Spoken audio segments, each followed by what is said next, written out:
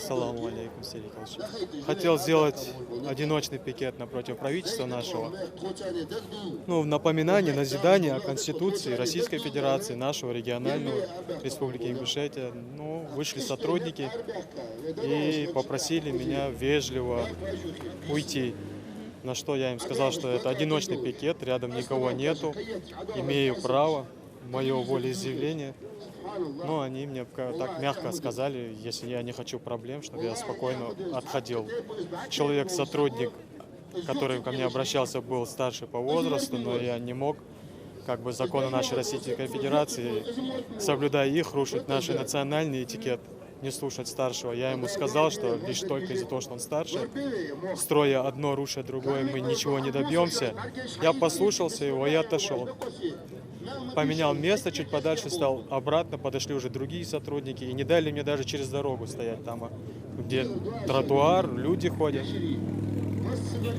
Также сказал, ну, закон позволяет, пожалуйста, обратитесь к закону. Они сказали, у нас будут проблемы на работе, нас уберут, если ты не уйдешь, из-за тебя у нас будут проблемы. Я говорю, как вы можете свою работу ставить выше нашего национального вопроса, который нас сегодня постиг? Ведь я же тоже не от радости здесь стою, оставил свою работу, свою семью и пришел. Они все это понимают, прячут глаза, но все равно просят уйти. Хорошо.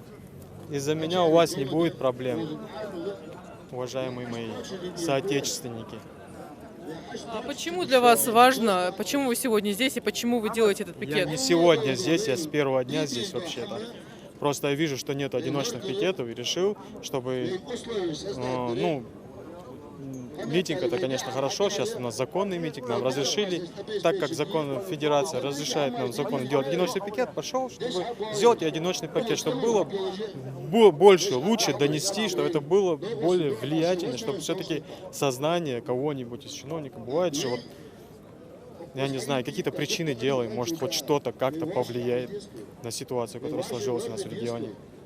А вот почему для вас важна эта ситуация? Для меня важна, потому что это завещание моих отцов и наследие для наших потомков. А что еще важнее может быть? Как вас зовут? Рамзан.